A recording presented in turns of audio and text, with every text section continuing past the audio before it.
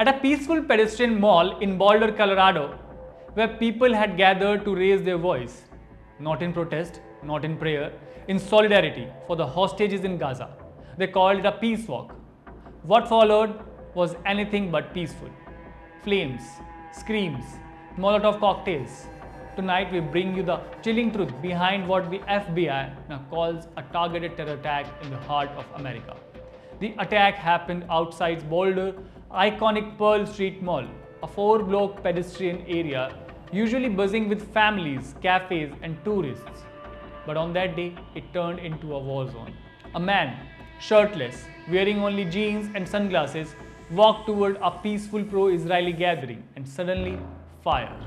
Witnesses say he screamed, "Free Palestine" and "Zionists, they are terrorists." And then he launched a Molotov cocktail at the demonstrators.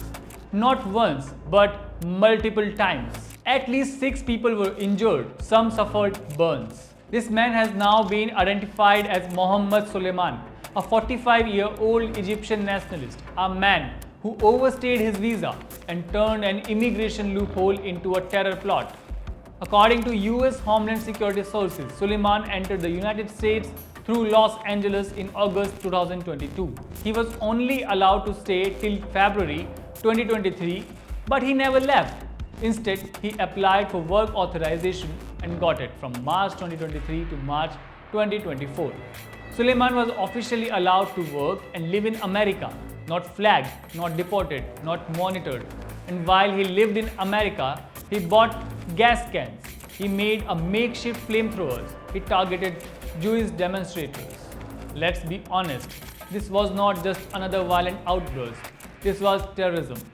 The FBI has made that clear.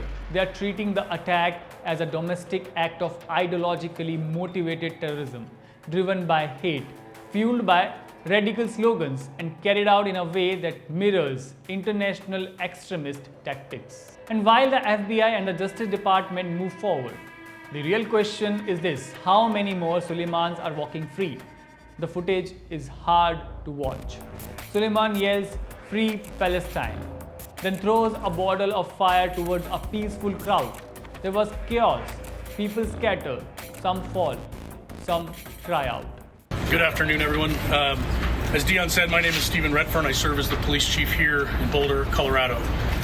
Today I'm here to give you very preliminary information about an attack that occurred here in downtown Boulder at about 1:26 p.m. today.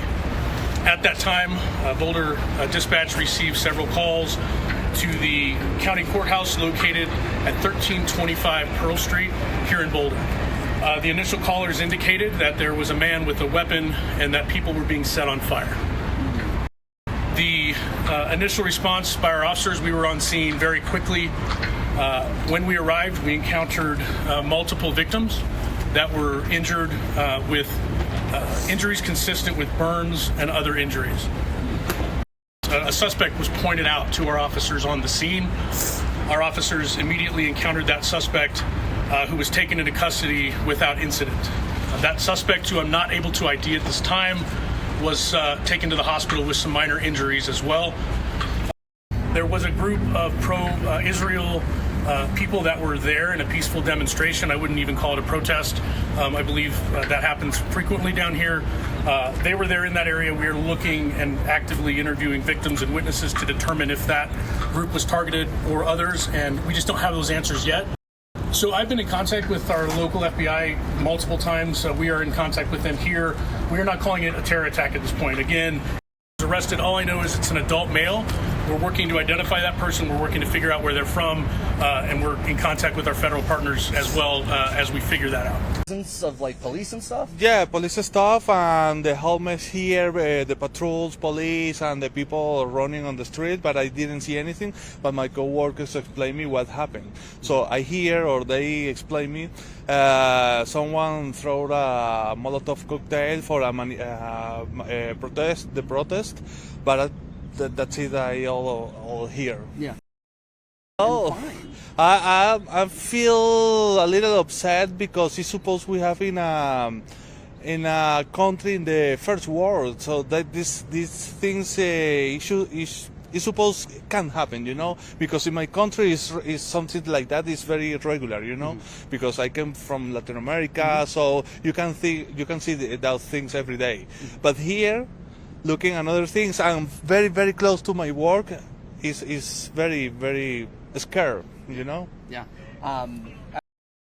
This boulevard is very busy every day, almost even weekends, because normally the boulevard makes some events, concerts, fairs, something like that. So the Pearl Streets is a meeting place for everyone, you know, because you can find restaurants, stores, everything for all your needs. Yeah. It's a scene we have seen far too many times, but never expected on American soil at a peace rally. Let's also talk about the victims. They were part of a group called Run for Their Lives. Volunteers, activists, ordinary people holding slogans to remind the world that hostages are still in Gaza. They did not shout hate, they did not provoke, they did not carry weapons, they carried hope. And they were met with fire. This wasn't political disagreement, this was targeted violence. And it comes at a time when anti-Semitic incidents are already on the rise across America. Last week, 2 staffers at the Israeli embassy in Washington were shot by another attacker who shouted, "I did it for Gaza." The Boulder attack is not isolated. It is a part of a pattern. Amid all of this, the conversation has once again shifted from violence to immigration. Let's also not forget the bigger picture. This attack happened while the brutal war continues in the Middle East, Israel, Hamas, Gaza. Emotions are running high. We must draw a line. This is not about taking sides. This is about protecting people, because no cause, no slogans, no flag justifies targeting innocent civilians. So tonight, as we reflect on Boulder, let's remember this was not just a protest gone wrong. It was a planned act of violence, a terror attack carried out by someone who should not have been in the country. This side Samaksh Namdev signing off with a reminder to stay always safe. Thank you for watching.